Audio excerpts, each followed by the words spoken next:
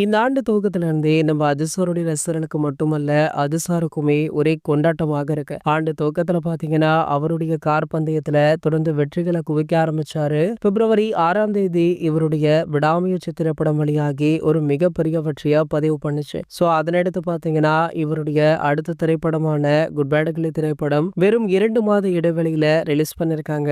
இந்த படம் பாத்தீங்கன்னா, தற்போதுமே பல திரையரங்குகள்ல பட்டைய கிளப்பிட்டிருக்கு. படம் ரிலீஸ் ஆகி இன்றோடு கிட்டத்தட்ட 3 வாரங்கள் ஆகிவிட்டது. இன்னமுமே ஒரு சில திரையரங்குகள்ல இந்த படம் ஹவுஸ்ஃபுல்லாக தான் போய் கொண்டிருக்கா. அந்த அளவிற்கு பாத்தீங்கன்னா ரசிகர்கள் இந்த படத்தை திரையரங்குகள்ல கொண்டாடிட்டு இருக்காங்க.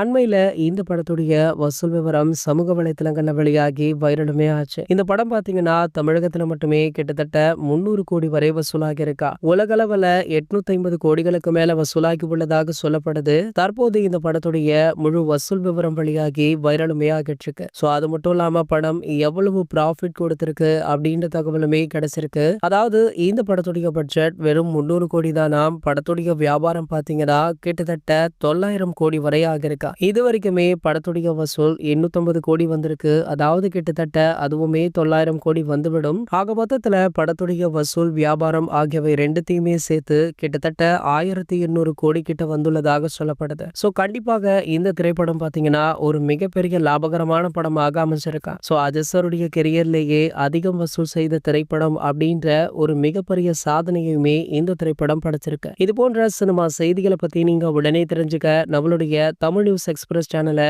மறக்காம சப்ஸ்கிரைப் பண்ணிக்கோங்க.